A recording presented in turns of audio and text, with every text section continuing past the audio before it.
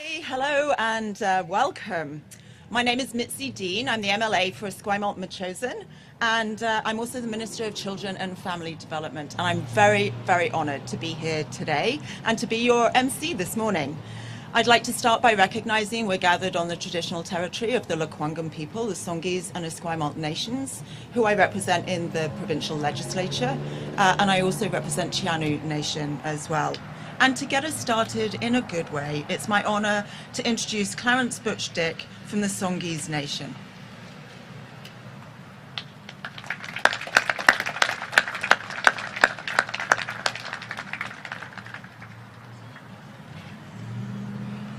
Hi, Kuchel, CMCA. Asiam News Jelicha, Asiam News Walakwa, Haishkwa Kwanzana Techel, the Quagantanuk, Haishka CM Nequilia.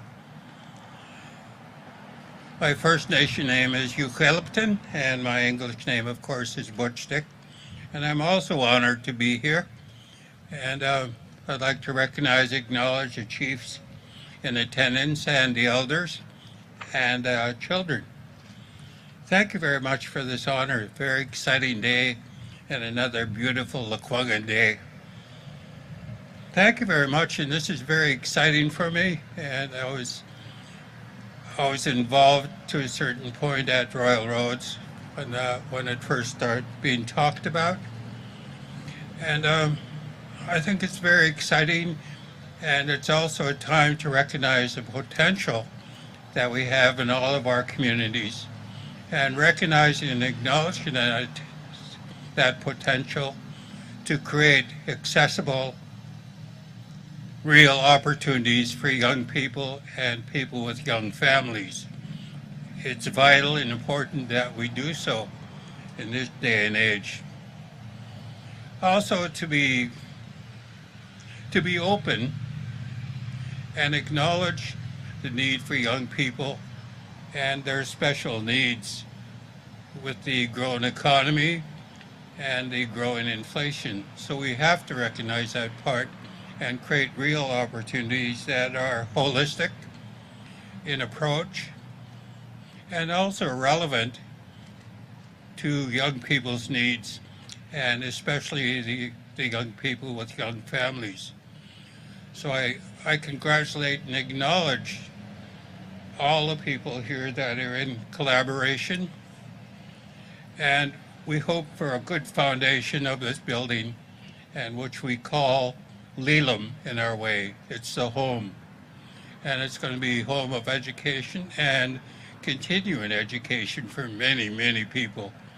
So thank you for this opportunity, and I wish you a good day. Thank you.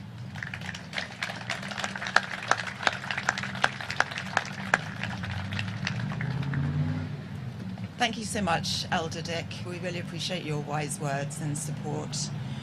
Just like to introduce the speakers who we do have here today, starting with Premier John Horgan.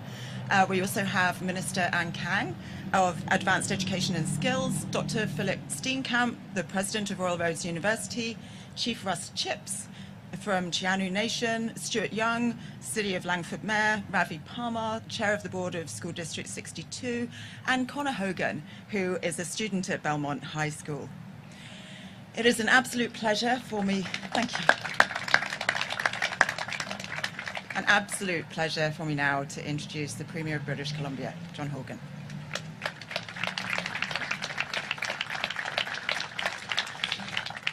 Thank you, Mitzi, and it's great to see so many of you here in the traditional territory of the Lekwungen-speaking people, the Esquimalt and Songhees First Nation. I want to thank Elder Butch Dick, as always, for getting us started in a good way and reminding us how fortunate we all are to live in this territory and to be able to do everything we can to realize our fullest potential as citizens of the world and, of course, as citizens here in British Columbia. I want to thank Mitzi for stepping up today to help us, and I think, there you go. We were waiting for the wind. Thanks, guys. I'll step out of the way. There we go. No harm done. We're already underway, and it is a real thrill to be here. I want to acknowledge a few other people who are in what is now quite a large audience. our Member of Parliament, Alistair McGregor, is that, there he is right there. We have mayors and councillors from around the region. We have past mayors who have stepped up to be on the board at Royal Roads, an example. Dave Saunders is here, and a host of others. And it speaks to the collaboration that went into the announcement we're making today. It was over a decade ago that I was first approached by representatives from School District 62 to try and find a way to kickstart a provincial investment here in Langford in the Westshore to ensure that we could start to reduce the barriers that were getting in the way of young people or those that were transitioning to new work and looking for opportunities to upgrade their skills, an opportunity to get those skills right here in the Westshore. And so fast forward 13 years later, at least on my watch, and again, I know there are people here who I've been talking to who have been talking about this issue for a lot longer than I've been involved in it. But today, I'm delighted to announce that effective today, we will be making a $77.8 million investment on behalf of the province, matching $19 million that was put up by Royal Roads to purchase this land, an additional $27 million being provided by the City of Langford to ensure that the amenities around this site are in place, for a total of $125 million to develop a Westshore campus for Royal Roads, the University of Victoria, Camosun College, and the Justice Institute of British Columbia. Unprecedented collaboration. Unprecedented collaboration by our post-secondary institutions. And why this is so exciting, and I want to Philip's going to have an opportunity to come up and speak for himself, but I want to acknowledge how extraordinary Philip's role was in all of this, because it is unprecedented to have not one, not two, not three, but 4 post-secondary institutions collaborating together to find the best product for the citizens that they want to serve. Working with Ravi Parmar in District 62, we can now start to push up those rates of participation in post-secondary education here in the Westshore. We have very high graduation rates, among the highest Indigenous graduation rates in the province, but it starts to fall off when young people start to think of a 3-hour commute there and back to the University of Victoria. Fortunately, there are multiple Camosun campuses, but still, it's a challenge to get from here to where you need to get the skills that you need. And I want to also really lean into the Justice Institute of BC putting their home here in the Westshore. So many people looking to upgrade their skills. If we're going to be having the almost 80% of the million jobs that will go wanting in the next decade will require post-secondary education. So to be able to have a one-stop shop here in Langford for all of the Westshore and indeed all of the South Island is truly, truly remarkable. And Philip, to be able to get all of the participation from the other institutions is truly, truly amazing.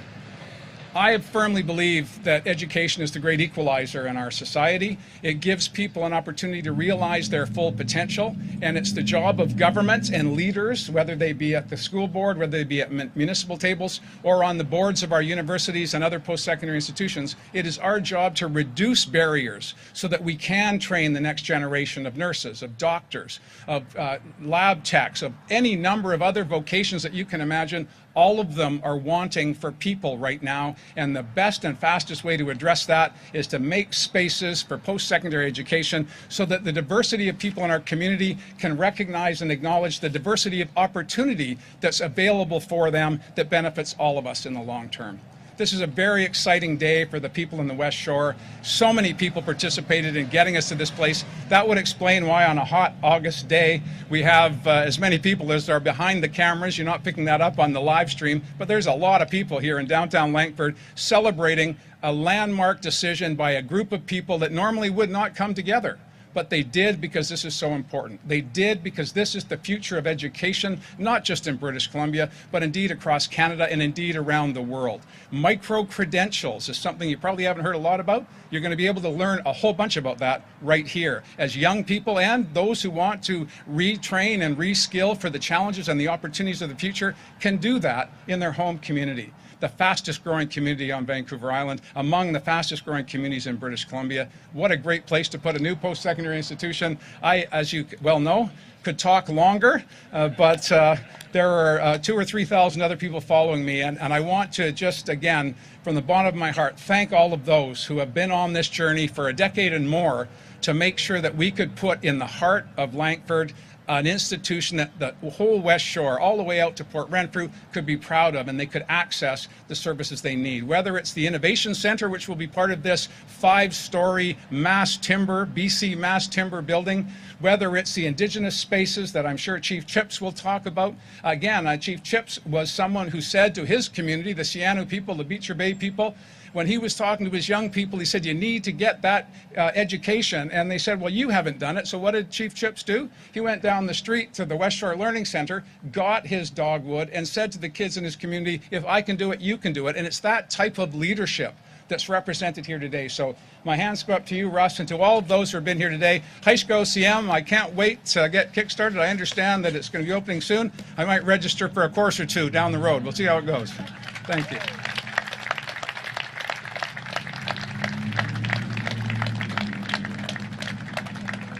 Thank you so much, Premier. It's a really exciting announcement, and your words were inspirational as always. And again, I would like to just reinforce the collaboration that's coming together here, and how wonderful it is to see so many leaders from our community in Westshore here today, from all the different aspects of leadership that serve our community and make our community the amazing place that it is. I want to give a special shout out to Mayor Rob Martin of Colwood, which is the original home of Royal Roads University. You know, really, this is such a great collaboration across communities and across the post-secondary institutions as well. And with that, I'm very honoured to welcome the Minister of Advanced Education and Skills Training, Anne Kang, who will be sharing a few words with us. Thanks, Anne. Thank you so much, Mitzi, and so glad to be here on the Premier's city. I also see that there's a small step on the side. I was wondering if I'm vertically challenged and I should use a stepping stool there. But today's so exciting, I think I might fall over, so I better stay well grounded on the ground here. But I would like to recognize that I am on the territory of the Lekwungen-speaking people, the Songhees and Esquimalt, and this is just an absolutely delightful day for us to be here. As the Premier has mentioned, we are announcing a funding for a new post-secondary institution, a campus right here in Langford that will support access and expansion of education here for local students. And this campus will be one of its kind. Led by Royal Roads University, in partnership with University of Victoria, in partnership with Camosun College, and as well Justice Institute BC and Souk School District. This collaboration is one of its kind, and we are looking forward to more collaborations in the education system because we are putting students first. We are making sure that we are creating the workforce that we need for the future because we know that there will be 1 million jobs openings in the future. This new campus will bring a range of programs focused on the in-demand jobs of the future and ensuring that students are prepared for these opportunities that we see in front of us. And these are very exciting times. Like I said, there will be 1 million job openings in BC over the next decade, and 80% of them will require some sort of post-secondary education or skills training, and you will find all these opportunities in this new campus here. It is clear that the investments in post-secondary institutions are more important than ever to help British Columbians be future ready. That is why we're investing in $77.8 million in the construction of this new collaborative campus. So let's talk about the impacts that this will have on our community here. Why this location? Why now? We've been looking at this situation for years and working on a plan to set this project in motion since March of 2018. The Westshore is one of the fastest growing regions in all of Canada, with a population spike of nearly 50% between 2011 and 2016. And not only is the population growing, but this community has more residents under the age of 15 than the rest of the province. That's a lot of British Columbians who will be looking for education they need to support their chosen careers. Right now, though, there are barriers in the way. Students from this region need support and resources to access and attend public post-secondary institutions. and students have identified 3 main barriers to pursuing post-secondary education. One of them is tuition cost. The second is limited and expensive housing options, and the long commute. Our government has capped tuition increases and introduced new grants and funding to help the concerns of the tuition cost. To address the second concern, we're building 8,000 student housing spaces throughout the province. We are already at 6,800, and we're going to be building more because we know that students are excited about living on campus and enjoying campus life. And with today's announcement, we are addressing the third concern. This new Westshore campus will allow more students to continue to live at home if needed or desired, and will drastically cut down the commute times between home and school, providing students with more in-campus life to make friends, to study, and contribute back to their community. The campus will also provide clear pathways for Sioux School District students to engage in higher learning, encouraging them to pursue further studies. That means more people can get the education they need, thrive, helping themselves in the province, and to help build a stronger BC. Post-secondary education is about exploring new ideas and making life better. And this campus is a phenomenal example of how a new idea can be turned into an incredible opportunity for British Columbians. Each of these institutions bring a wealth of knowledge and expertise on its own. And by partnering together, they are truly walking the walk, talking the talk on how collaboration and partnerships are an important part of meeting the needs of British Columbians, putting students at the center of our decision making. This is a new way of thinking, and I commend everyone for being involved and for their amazing work to create opportunities that will change the lives of students. Great job, everyone. Hachkaosian. Thank you so much for your hard work. Thank you.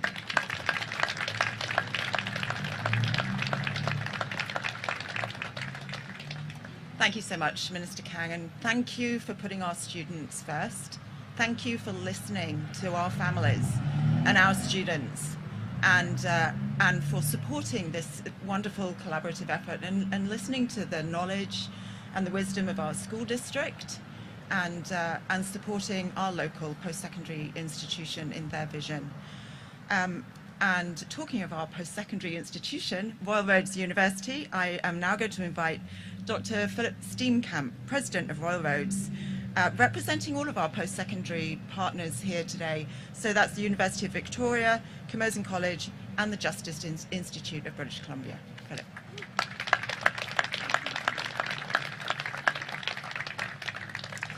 Well, thank you so much, Mitzi. And I also want to acknowledge and thank Elder Butch Dick for the welcome.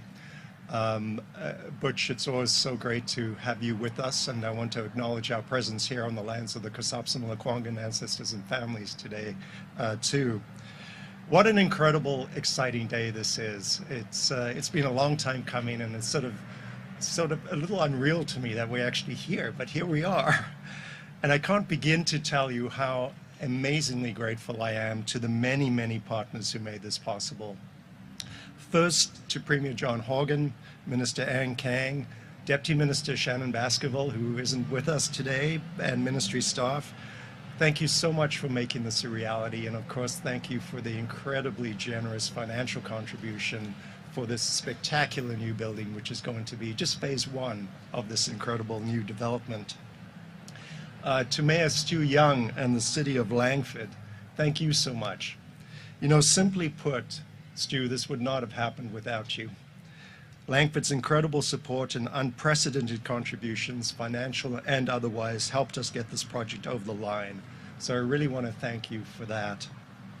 And to all the mayors and all the chiefs in the region, thank you for your support and advocacy. I want to acknowledge Mayor Rob Martin, too, who is Mayor of Colwood, where our campus is. And of course, Chief Russ Chips. And Russ, thank you so much for your support. This is a partnership, and we look forward to working in partnership with you. And of course, a very special shout out to my colleagues at UVic and Camosun College. Kevin Hall, President Kevin Hall and President Lane Trotter are not able to join us today, but I want to thank them and their teams. And I want to acknowledge Elizabeth Croft from UVic, who is here with us. Elizabeth, thank you so much, and Jeff Wilmhurst from Camosun. So thank you, amazing cooperation and collaboration. I'd also like to acknowledge other partners, including Ravi Parmar and Scott Stinston of School District 62.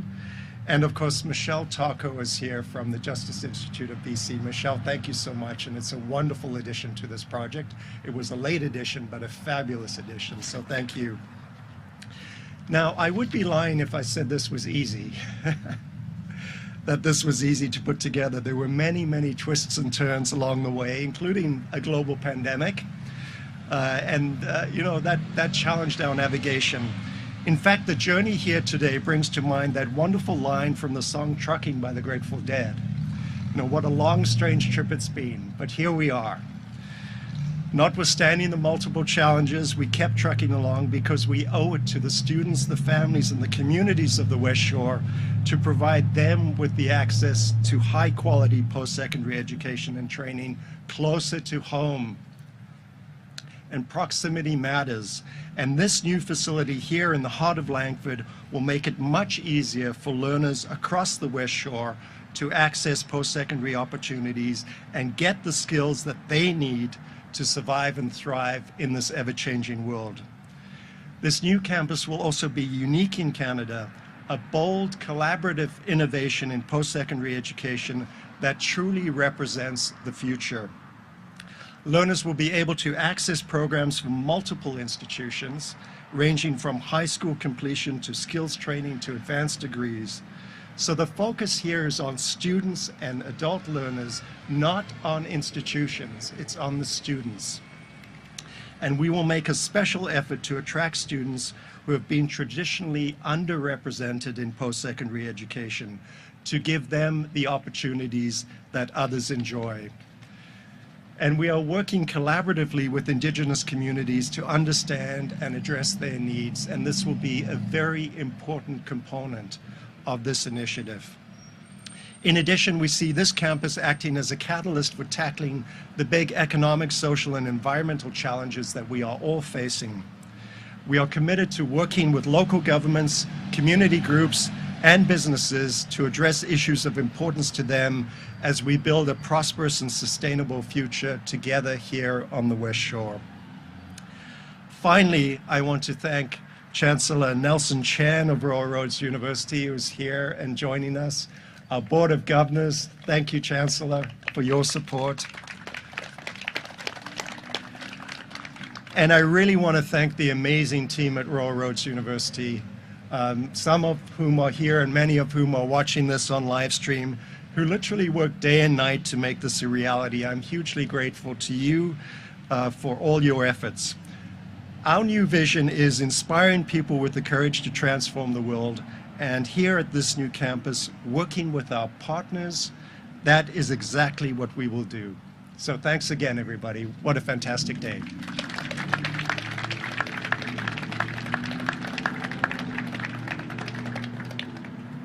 Thank you so much, Dr. Steenkamp, and thank you for your leadership and your partnerships and collaboration in our community. It's always been a pleasure for us to be working together. And thank you to all of your team, and thank you for your recognition of all of the hard work of everybody in your team that has really worked, you know, just so in such a dedicated way to make this become a reality. And to talk about the importance of this campus, it's now my honor to welcome Chief Russ Chips from Chianu Nation.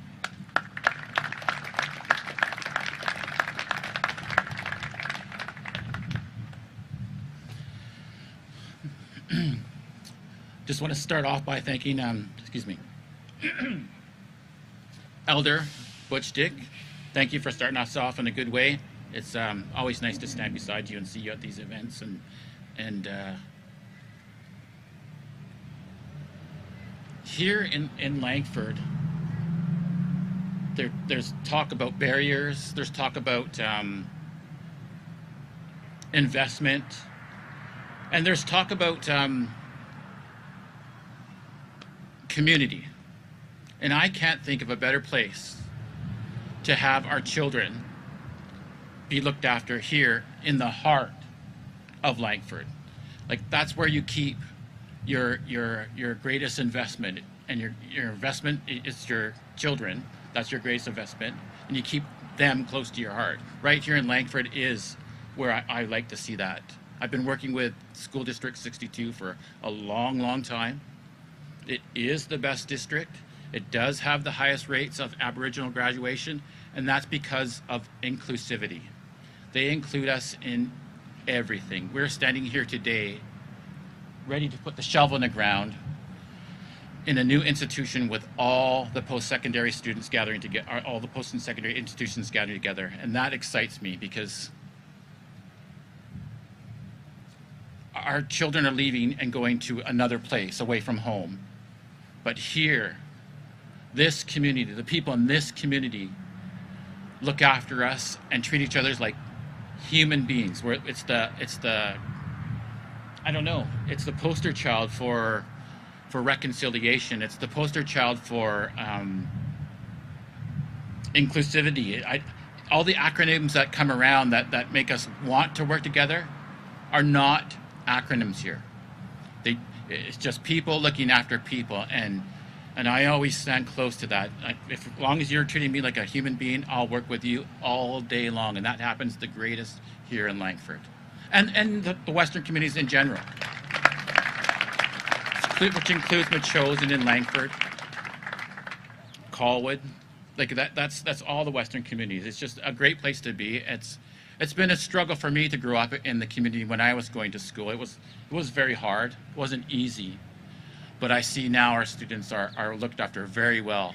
I want to thank you, Ravi, and I thank you, Mayor Young, for what you do for our people, our students, our children. And like I said, the best place we could have is close to our heart. The best place we could look after our children is close to our heart, and that's here in Langford. So thank you, everybody, and thank you for having me here.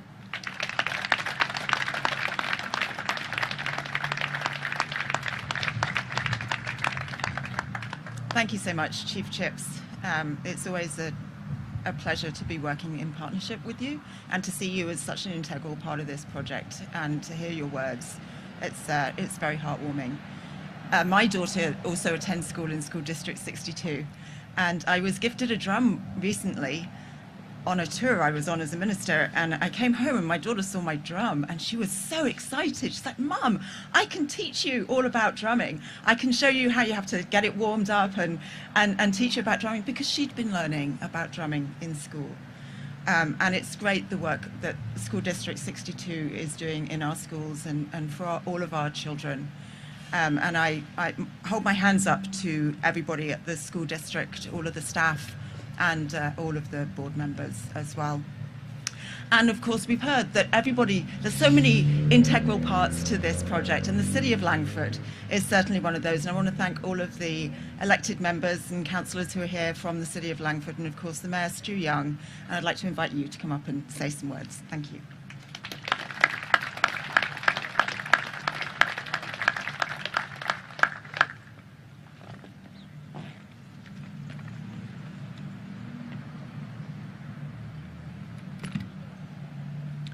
Good morning, everyone, and thank you for joining us. Today marks a historical day, not only for Langford, but for the entire Westshore. For over 25 years, we have been advocating for post-secondary opportunities for our youth in our community. This unique partnership, and first of its kind in Canada, with Royal Roads, the University of Victoria, Camosun College, local First Nations, Sauk School District 62, and the Justice Institute, will remove barriers to access and will provide pathways to higher learning for adults and youth. Today, I am pleased to announce that the City of Langford has committed $375,000 to form a Langford Scholarship Fund, which will provide opportunity and financial support to Langford residents. The City has also committed $1.5 million over 10 years to form an innovation studio. Langford is an innovative and entrepreneurial city, and by forming this center, we will bring together students and businesses to create new ventures. Langford is also contributing $26 million for infrastructure, parking, green space to support the campus, which makes the total value of this project As mentioned by Premier Horgan, $125 million.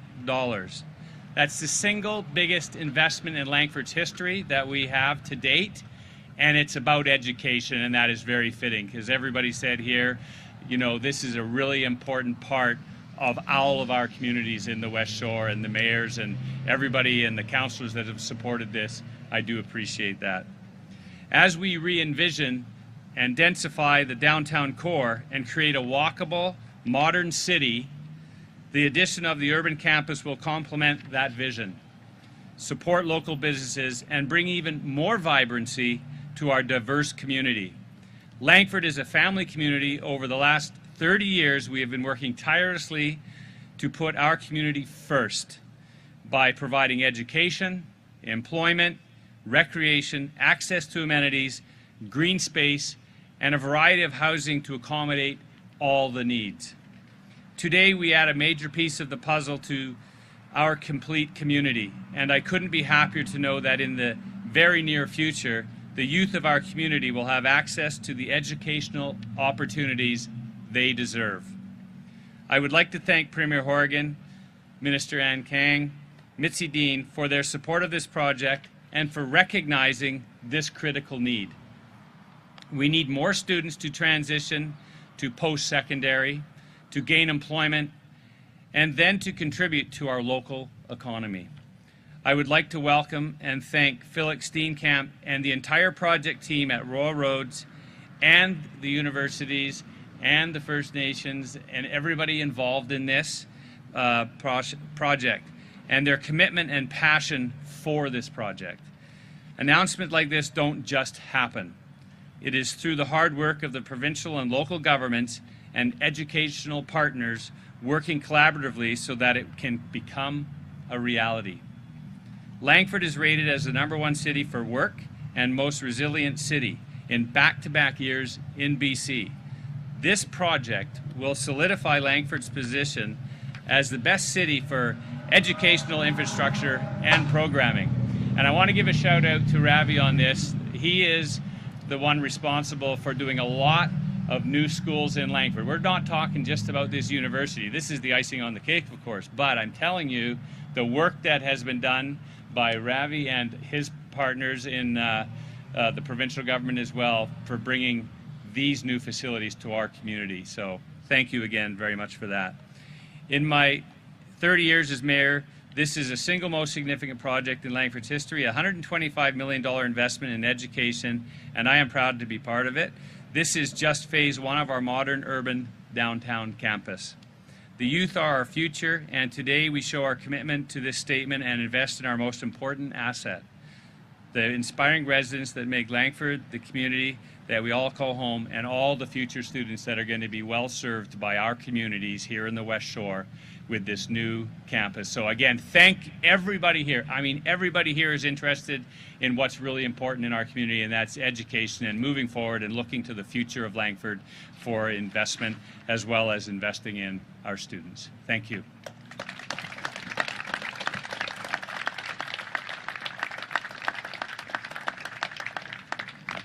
Thank you so much, Mayor Young, and to everybody at the City of Langford. And of course, thank you to the city for just being so welcoming. You know, from my previous work, I know chatting to young people who live in the West Shore and not in the Nations, they don't see where the boundaries are. We do, as elected officials. We know which boundary is which. The youth don't. And, you know, this is going to be a centre for youth across West Shore. And let's remember, youth from Souk and all the way up to Port Renfrew as well. And it's going to be a wonderful, welcoming, safe and inclusive space for them to come and learn and for them to really thrive and fulfill their potential.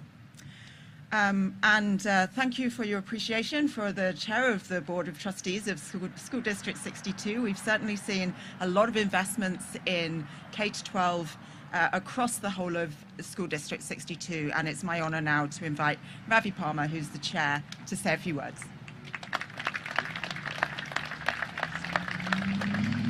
Thank you, Minister, and good morning, everyone. It is great to be here on the traditional territories of the Coast Salish peoples, the Songhees and Esquimalt First Nations. I want to thank my friend Elder Dick for welcoming us. And I also want to recognize, as a school district, we have the honor to work with many other nations, the Shianu Nation, Beecher Bay, Sauk Nation, including the West Coast Pachadat Nation at Chalmouth, and thank them for sharing these beautiful days with us here today on a sunny day in Langford. You've heard it, folks. Today is an exciting day for our community, a day we have been waiting for a very long time. Premier, your announcement of a new post-secondary campus in the Westshore has invoked a lot of memories for me. It was 10 years ago, it certainly doesn't feel like it, but it was 10 years ago this past June that I graduated from the old Belmont Secondary School and I began my journey as a student at the University of Victoria. I was a first-year student, I was a bit of a keener, and so I signed up for all the morning classes that started at 8:30 a.m. Let's just say that mentality didn't last very long. If you had an early class at UVic or Camosun and you lived in Langford, Colwood or Sauk, you were often up at 5:30 and out the door by 6:30 a.m. You either jumped in your car and were stuck in traffic, biked the Galloping Goose, or jumped on a crowded BC Transit bus. Choose any option and you were in for a long drive and an even longer day. Those were not fun days, but I also recognize that personally, I came to do it with a lot of privilege, and many others didn't have that same privilege. For them, getting a post-secondary education was a dream, or a challenge they were working hard to overcome. Today's announcement is a real game changer for the Westshore and Sauk community. It's going to allow our students in SD62, like Connor, who you're going to hear from in a moment, to have the option to learn closer to home. Offer them a viable option that removes some of the more traditional barriers of accessing post-secondary education, like finding a rental near campus or cumbersome daily commutes to attend classes. The Sauk School District is proud to be a partner in this first-of-its-kind collaborative post-secondary campus in Langford. This investment demonstrates a serious commitment to the future needs of our community and preparing our young people for the opportunities of tomorrow. So Premier, Ministers, Mayor Young, Chief Chips, and all of those who are here and those who are not here but have been a part of this journey, thank you. Because of your efforts, people in the Westshore and Sauk will now have the opportunity, K-12 and beyond, to live, learn, work, and play closer to home. Thank you very much.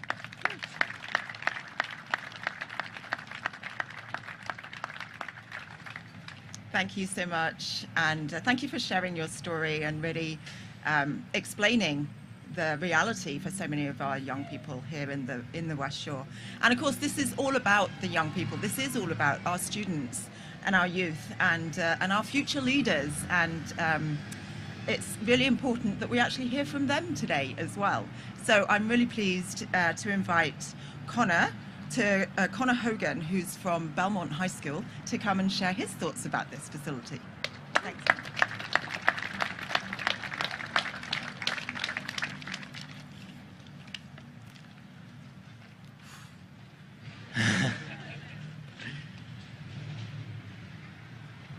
Thanks for having me at today's event.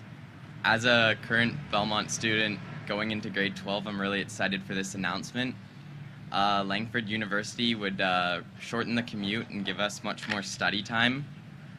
It would also make it so we don't have to worry as much about living cost and working, so we could have a work-life balance.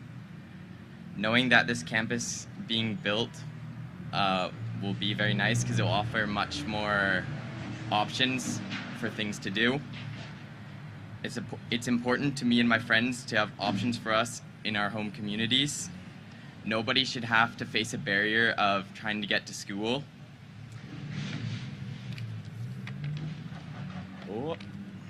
I'm looking forward to this campus and I might be attending it. Thank you.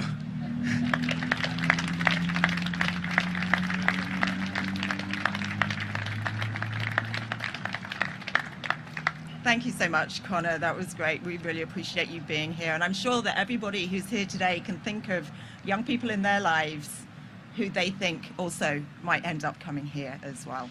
I know I can. As we've talked about, Westshore is one of the fastest growing areas in British Columbia, in fact in Canada. And there's been a lot of work over a long time to get to this point where we are today. And what we've heard and what we know is that this is going to remove obstacles that have been in the way for our young people here in the Westshore and west to Sooke and Port Renfrew as well. There have been those obstacles that has meant that they haven't been able to get post-secondary education and skills training. But this is now going to allow people to stay much closer to home, to be able to study and to work and to play and build those important relationships with other young people from the community as well.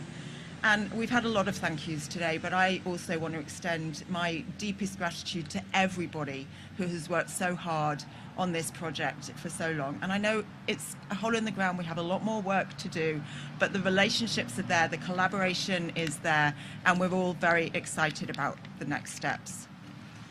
And I want to say thank you to the students and the families as well, who also provided amazing feedback as part of this process. Thank you to the post-secondary institutions, to the nations, the school district, and everybody. And there's so many people here today from across the Westshore, some people I've been working with for 15 or so years now, who are so dedicated to our Westshore community. And it's just wonderful to see you all here, and thank you for your support. Thank you to everybody for the vision and for working hard together to bring this announcement and this facility to our community here in the Westshore. I'm now going to open it for Q&A for media, and after that we're going to invite local dignitaries and leaders to come and join us for a photograph. Thank you.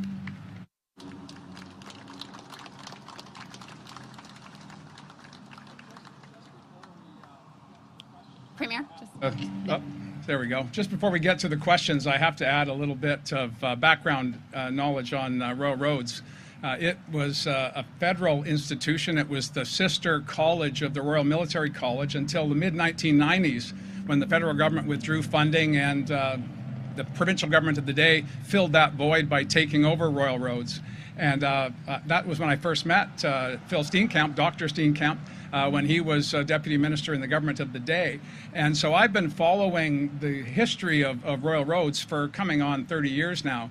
And I'm not sure if everyone's aware of this, but you've probably seen the Hatley Castle when you're watching Deadpool 2, because Ryan Reynolds made a visit there. I'm hopeful that he will do Deadpool 3 here in Langford. Stu, we got to get working on that. But Royal Roads is not just the castle down by the beach. It is also one of the greatest natural environments we have in Colwood and in the West Shore. And so there's been a stewardship responsibility at Royal Roads. And when I first started talking to Phil, when he took over the presidency, I said it's time to get out of the castle and into the community. I think that's a great bumper sticker. I'm throwing it out there right now. Out of the castle, into the community. And oh, by the way, we brought some partners, the University of Victoria, Camosun College, and the Justice Institute, as well as District 62, the City of Langford, and everyone involved. It's truly exciting. And Deadpool, if you're watching, we'll see you in 2024. So over to you. There are media on the phone line as well, so we will start over here in person. Katie has a microphone. If you can please identify yourself and where you're from. For media on the phone line, please press *1 to enter the queue. Go ahead, Mary Brooks. Mary Brook Island Social Trends. So in the 8 or more years that I've been covering ST62, I've heard a lot about the low graduation rates and low rates of people going on to post-secondary. And so how much of a step forward in that project do you think this is? I think we already know the answer to that part. But Royal Roads has been also talking about for years to have undergrad courses there. So I'm just wondering, what is the structure of what this campus will offer compared to what Royal Roads will be offering? And we know what UVic and Camosun offer.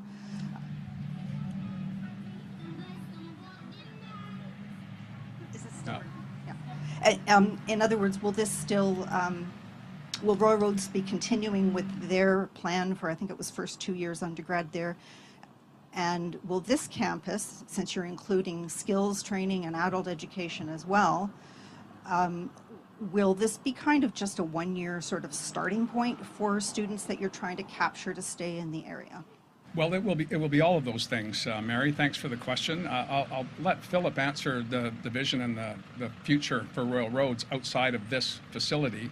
But the vision, the idea was to bring into the urban center of the West Shore an accessible institution that young people and late in life learners could access whatever courses they want. I should also mention that Royal Roads was an early adherent to virtual learning. Well before the pandemic, Royal Roads was leading the nation in educating people virtually. And so the pandemic was a bump along the road for all of us, of course, a significant one for many. But for Royal Roads, it was business as usual. And so the plan to get more undergraduate courses there, I'll leave to Philip to answer.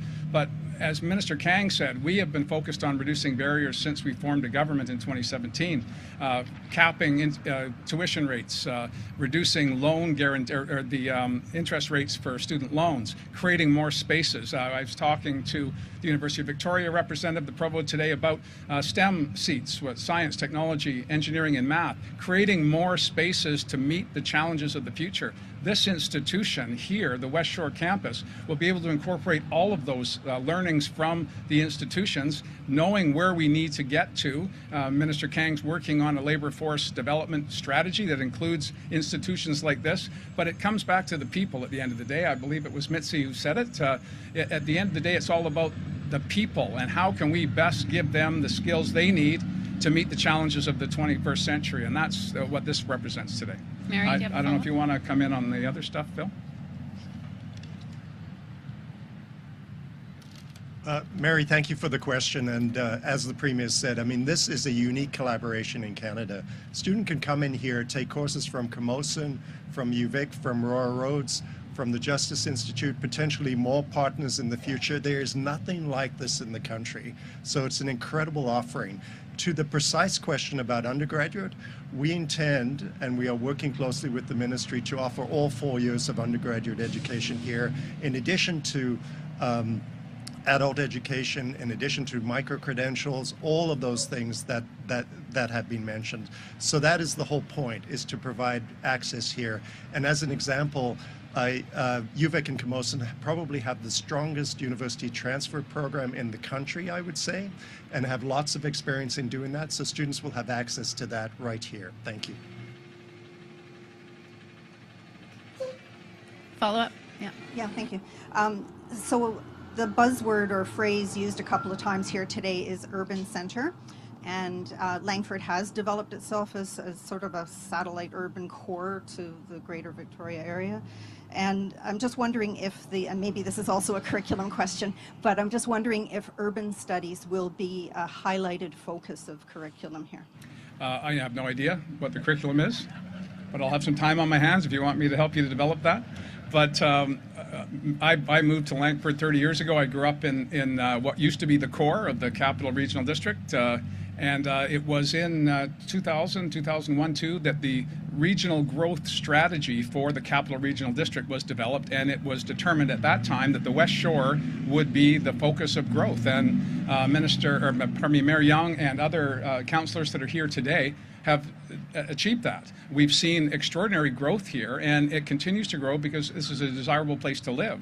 But as we do that, we've also been building out job opportunities. And I lift my hands to the councils in the entire region that they've been collaborating to the extent that they can. And I think collaboration is what I would like people to take away today. It's not just the post-secondary institutions, the school board, it's the mayors and councils for those who are unfamiliar with the Capital Regional District, and I see my friend Mike Hicks, the lone regional director within that body, there's a lot of different interests at that table, and somehow we've managed to continue to have one of the most livable and desirable places to live in the region. So to get back to your question, will urban studies be a part of the curriculum? Could be. Should. I don't know. Next question is from April Lawrence, Check News. Hi, Premier. My question is about the timing of this project. I've been listening to the Mayor of Langford talk about this wanting a university here for many, many years. I'm just curious why the funding has been freed up now. Well, it's a process that, as Minister Kang said, has been going on for at least 4 years on my watch. When I was an opposition member, I was working with representatives from the community to try and get the former government to pay attention to these issues. Ravi Parmar, my constituency office used to be just over there, and you'll note that although there are garbage cans there now, it was a drive-through. I had a window I would open up and lean out the window and talk to constituents, and that's what they were talking about then, back in 2005, and have been continuing to do that until today. But it is the work of Langford to prepare the site, to make sure that the services are going to be there for the infrastructure. This is a very quick turnaround on the build. Again, it's a result of having in this community a labor force that's able and ready to do the work. But the timing is what it is. It took Minister Kang and her predecessor 4 years to get the business case right, to go through Treasury Board, to make sure that the business case was appropriate. We've already heard that the numbers justify that. Ravi talked about his travels. Both of my children went to UVic, and I was talking to my older son today, and he asked me what I was doing, and I said that we're going to announce a university on Goldstream and Pete. And he said, about time, you should have done that 15 years ago. So I'm getting it at home, I'm getting it at my window, I'm getting it from the people here. So. Follow-up, April? We heard a lot about how it will lessen the commute for students wanting to go to university around here. $125 million is a big price tag. We heard the biggest investment in Langford's history. Is there more benefits than just reducing that commute for such a hefty price tag? Well, there's hundreds of jobs, construction jobs. There's the spin-off jobs that will flow from that.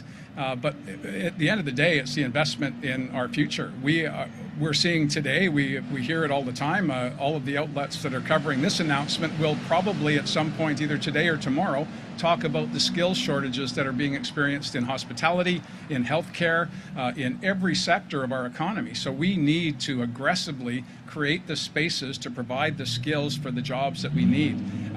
It's not confined to just British Columbia. Every province across the country is experiencing skill shortages. It's a direct result of simple demographics. The gray tsunami that we heard so much about a decade ago has arrived. And we have more people seeking more services and fewer people to provide those services. So we need to make sure that we're maximizing the skills that the workforce has so they can meet the demands of today. That's an investment in our future. It's not just the capital cost, which is significant.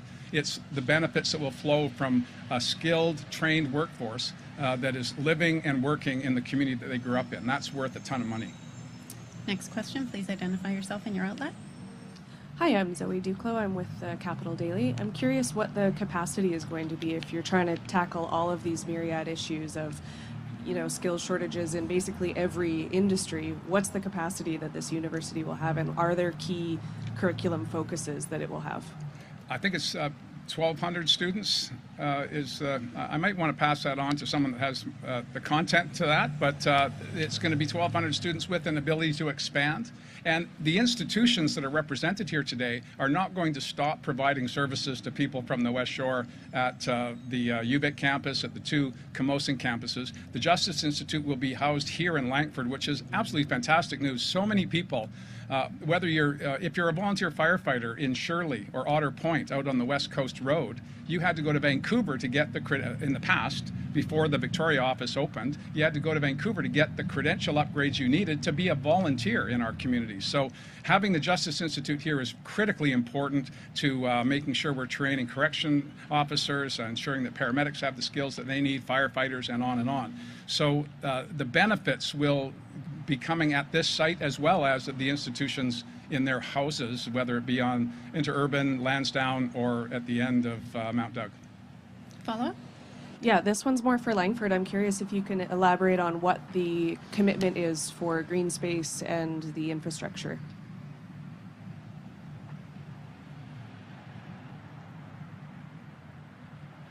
So right in the beginning when we were talking with Resident Steenkamp, it was really important to visualize what we were going to put here, not just the building. This is a big site. Langford has purchased 6 properties as well as added some amenities that we'll be doing with our innovation center and things like that that are going to happen. This is a collaborative project, so everybody's going to be working together on this.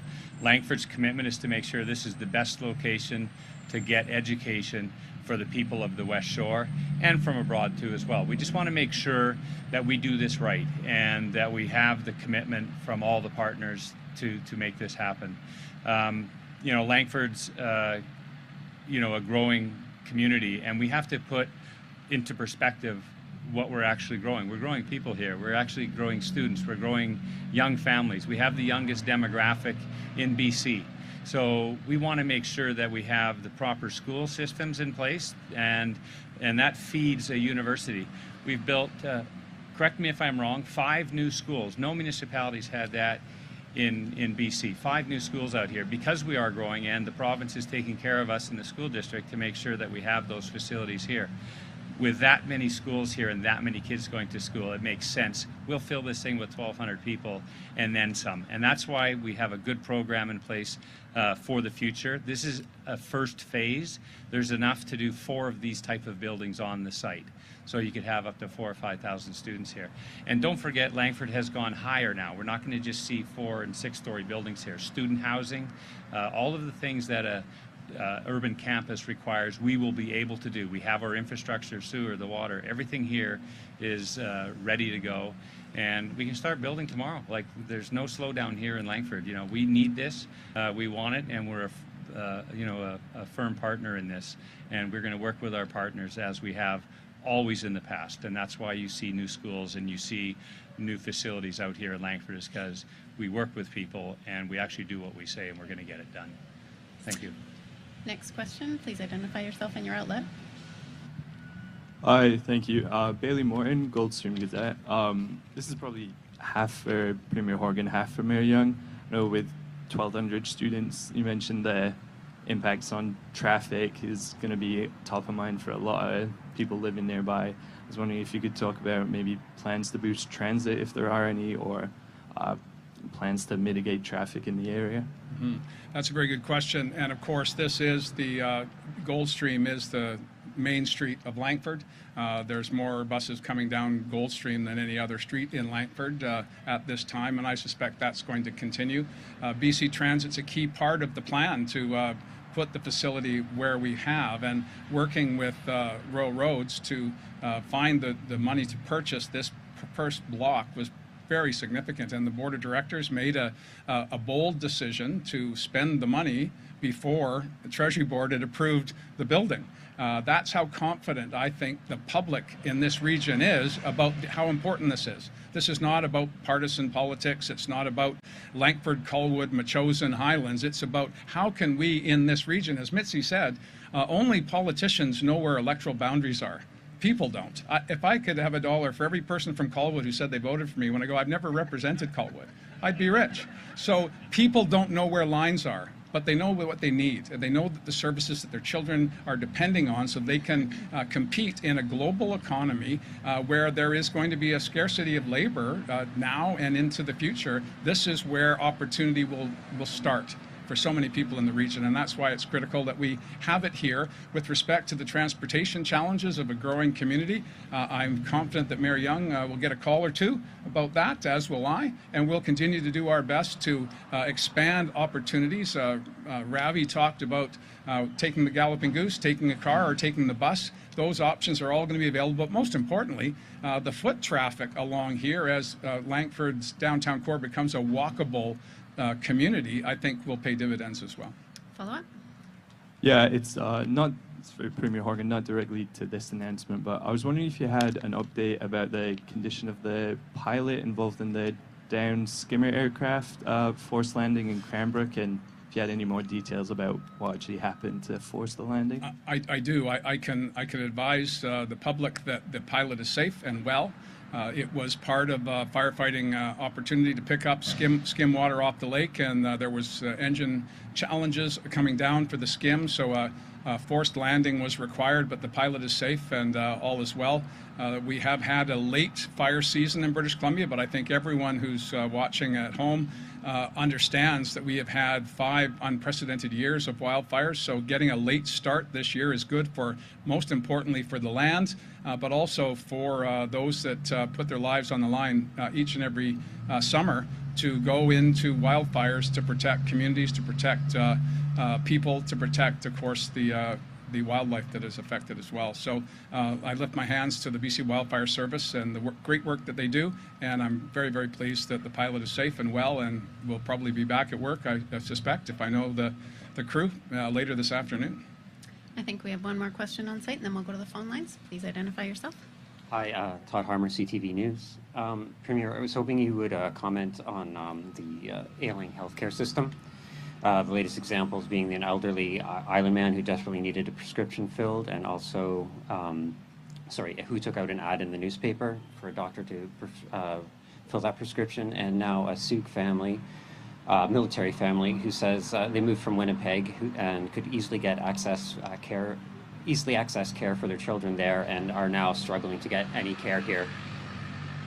Well, certainly we have significant challenges in our healthcare system coming out of the global pandemic. Many people delayed a visit to a healthcare center, primary care center during the pandemic.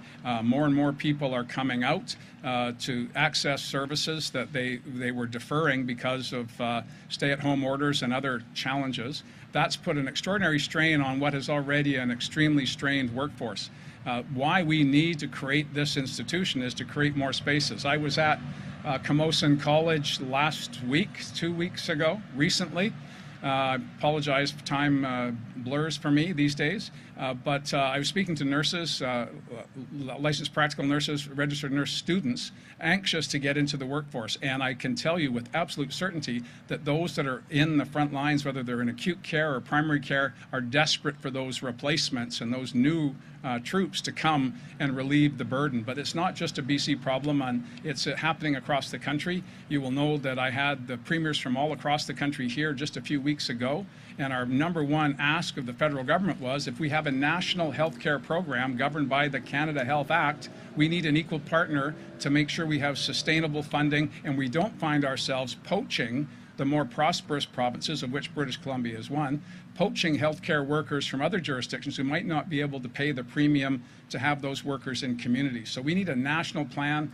It's been pretty clear. It's not just me. It's conservative premiers, liberal premiers. It's not a question of perspective. It's a question of necessity.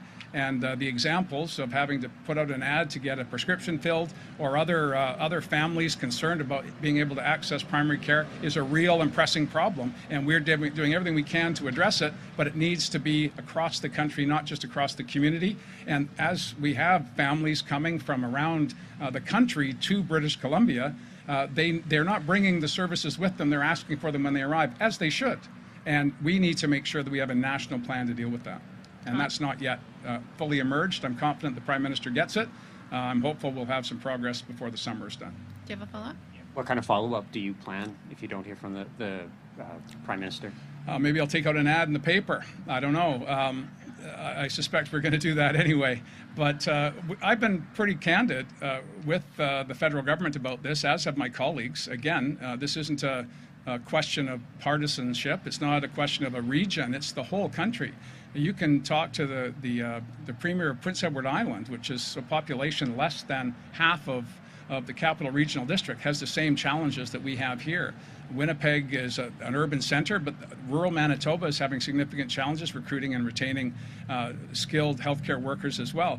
But I want two parts to this. First of all, the patients have to be front and center. We understand that. We're in negotiations at the highest level with the Doctors of BC. The Deputy Minister of Health has been engaged almost daily for the past number of weeks. I'm advised that the discussions are going well as we find a new formula to meet the changing circumstances that doctors, GPs, find themselves in. in. We have, as I think it was Ravi said, or Ann said, more people under 15 in this region than any other part of the country, but we also have more doctors over 75 than any other part of the country. So we have a significant challenge, and we need to start training more people. And this didn't happen last year, 5 years ago. It's been building for decades, and now we have to pay the piper. We have to find a way to make the spaces in post-secondary institutions to train these workers to provide these services.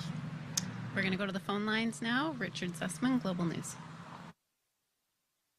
Premier, to continue that conversation on healthcare, you make a joke about putting an ad in the paper. Is it acceptable to think that the fact is that there are British Columbians here that feel that the only way they can access our system is by taking an ad out in the paper? You say this is a Canadian problem. You look at the wait times for clinics. We are double the national average, the longest in the country. And now we're hearing from 911 operators, and I know this is larger than just the healthcare system, but they're saying they're severely underfunded and can't take enough calls that are needed. So on all of those issues, can you speak to the specifics that you are managing with now? And is it acceptable that people are taking these ads out? Well, firstly, the data that you referred to is several months old. It was one source, and I'm advised that the source missed out a whole bunch of variables in terms of wait times for accessing primary care services. We have been putting in place urgent primary care centers as a stopgap to prevent emergency rooms from being overrun. We have to make sure that we have the trained personnel in the urgent primary care centers. I think there's 24 of them now across the country, where there were none, across the province. There were none 5 years ago. So that relieves pressure. But we're hearing, again, it's not just in British Columbia. I saw a news piece this morning before I came to the event today. Premier Doug Ford in Ontario is seeing unprecedented numbers of ERs being closed because they don't have sufficient staff to operate. This is not a BC problem, it's a national problem, and it's something that we all have to address together. With respect to the ad in the paper, the good news is that the family has found the prescription that they require. I would suggest that there are a whole bunch of other families that are scrambling to try and find access to primary care using whatever means they have at their disposal, friends and family. That's usually how these things happen, but the challenge is a personnel challenge. We don't have enough people, and you can't change that in a weekend. You need to change that over time. Richard, do you have a follow-up? Yeah, on the, I'm not sure if you saw the letter from the union about the 911 call centers. They are worried about being chronically underfunded, so I'm hoping to get your comment on that. But I also want to ask you about Shane Ramsey, the CEO of BC Housing, yesterday announcing his retirement. But in his statement that he sent out, he described a number of problematic situations, including, in essence, unable to do his job because of, as he described it, an increasingly angry and increasingly volatile small groups of individuals stopping projects. And he concludes with, quote, "I no longer have confidence I can solve the complex problems facing us at BC Housing." Do you have confidence that those problems can be solved? Well, first I want to thank Shane for over 20 years service as the CEO of BC Housing. And in the past number of years, he has overseen the construction of thousands and thousands of new homes for British Columbians, many of them here in the Westshore, in Souk and in Langford and in Colwood. So we're very grateful for Shane's contribution. And I do well understand his frustration with vocal minorities who are running afoul of, or using, I should say, municipal meetings to stop developments, and that was, I think, what he was speaking to. Those are largely municipal challenges, and different communities address those in different ways. I'm confident that if you had Mayor Young have a comment or two on that, there's very rarely is it that there is a delay at the municipal level in Langford, but there are in other jurisdictions. And I'm not quibbling with the rights of citizens to have their say at public hearings. That's why we have public hearings. But we also have to acknowledge that we have a societal challenge that's going to require us all making sacrifices to meet the challenges going forward. Shane's frustration, I think, is a direct result of some of the bigger projects in the Lower Mainland that he's been having difficulty with. We have to advance complex care housing to deal with mental health and addiction issues in our urban centers, but not exclusively in our urban centers. It's a problem in every community in British Columbia. So the list of things to do is long. I'm always hopeful that people of goodwill and those who want to collaborate for positive outcomes will get us to the place we need to be. And today's announcement, I think, is emblematic of what can happen when people of different perspectives come together with a common purpose. And we need to do that in healthcare. We need to do that in housing. We need to do that with respect to climate change. There are no shortage of problems. And Connor is our representative here today, that we all have put our hope on his shoulders. No pressure, bud. But we are going to have to leave you a better place than we found, and that's our obligation, and it fits into all of those categories I just mentioned. Next question is from Rob Shaw, Check News. Hey, Premier. You mentioned how long it takes for people from the Westshore to get downtown, and that frustration leading to one of the reasons for this campus. You're, I think, a couple blocks away from the old ENN line, and I can't let you conclude your premiership in the next couple months without asking you if you plan to get that thing running before you go, open the checkbook and figure that out, or if it's just dead in your mind and it's not going to go anywhere, or give us the sort of definitive word on the ENN as you wrap up your premiership. Bad form, Rob. Bad form. I got a lot of trained people here right now, and I don't want to disappoint them. But I have been an advocate for better utilization of the ENN corridor since I was first elected. I think one of the first meetings that Stu and I had was on how we could get the train up and running again. And now 15, 16, 18 years later, no progress. But there are level crossings that no trains are crossing that municipalities are paying to be maintained by the Island Corridor Foundation. I think we have a challenge in that the federal government, and I'm not dumping on them, they responded to a call from communities on the island and First Nations on the island to get back that corridor for transportation purposes. Unfortunately, the federal government said, here's your corridor, and then they left. And the provider at the time said, I'm no longer obliged to provide train passenger service. I'm not going to do that. So we've been behind on the ENN question for a decade and a half. And I don't have any hope to offer today because the cost of providing a service just from the Westshore into Victoria is profound. And we're not getting to Victoria. We're stopping in Esquimalt because the Esquimalt Nation, who was cut in half by the train line, is thinking that there's better uses for that space than having a train, which would stop in Esquimalt, not in Victoria, because when the Johnson Street Bridge was replaced, the train track didn't come with it. So the track has been getting smaller and smaller in terms of its ability to be a commuter service, but the corridor is extremely valuable, and it is currently in the hands of the Island Corridor Foundation. And I know, working with the many train advocates that I know are here, and also those that want to make sure, one of the earlier questions was about how do we manage and enhance transportation options in the Westshore. That corridor has got to be a key part of that. I'm just not confident that the vision that we had 15 years ago is achievable today. Rob, do you have a follow-up? Sure. Just changing topics, could you update us on where the affordability rebate financial assistance for inflation issue is? Are you still looking at the climate action tax credit? Do you have any idea when that money might actually flow, in whatever form it's going to flow to people who are dealing with inflationary pressures right now? Yeah, thanks for that. We have a couple of initiatives. You mentioned one of them. Minister of Finance is finalizing details on that. I suspect that early September will be the time you'll hear more about that. I also note that although gas prices are still unacceptably high, they are starting to moderate across the country and start to come down. We still have supply challenges with partners around the world. This is an international commodity. It's traded, and the highest price gets the most product. So these are issues that are the marketplace manages, and of course the consequences fall to people.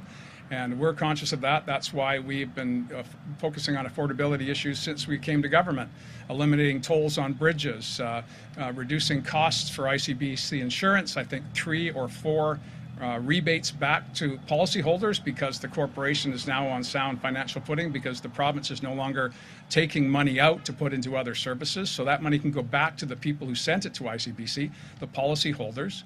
We're looking at some hydro initiatives as well. We have stabilized ferry rates. Hopefully the board of BC Ferries is working on their human resource shortages. These are, again, challenges in every sector. So every question that's been asked of me, I could have come back with why we need this facility. So I'm glad you brought me back there, Rob, but the affordability package is coming. We have one last question today. Keith Baldry. Go ahead, Keith. Yeah, on the shortage of workers question, Premier, is this actually fixable in the short term? When we're talking thousands of nurses short across Canada, doctors, health technicians, ferry workers, even lifeguards now are closing beaches. The numbers are so huge. Is it something governments can realistically be expected to solve in the short term? Well, not in the short term, Keith, and I think that's, thank you for the question, because I think the public, people that are trying to access services, whether it's trying to get on a ferry, to get to a community, whether it's ordering your coffee at the local coffee shop, you're seeing that things are not the way they used to be. There's not as many people doing the work. There's an increasing number of people looking for the service, whatever that service is. So what we need to do as a community is we need to look at our immigration strategies, and I've been, again, very aggressive with the federal government to say, I'm the son of an Irish immigrant, aside from Elder Dick and Chief Chips and other Indigenous peoples that are here today, all of us came from somewhere else. That is what Canada is, a foundation of Indigenous peoples going back thousands of years, and then all of the rest of us who have come from every corner of the globe.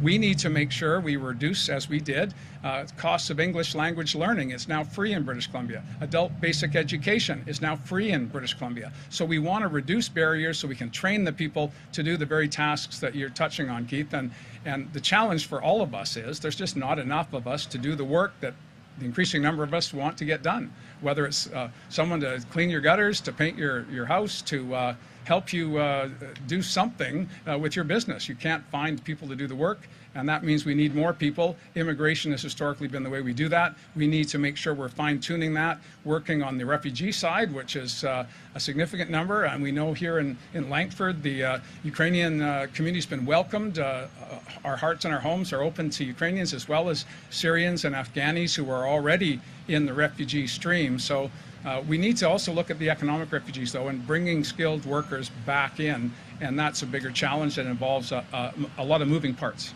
Keith, do you have a follow-up?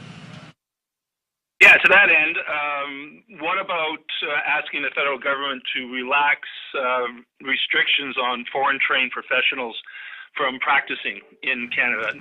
We've talked about doctors in the past, but also nurses and others who have to go through professional colleges or associations haven't been able to practice their craft in Canada. So should pressure be brought to bear to enable those people to begin working?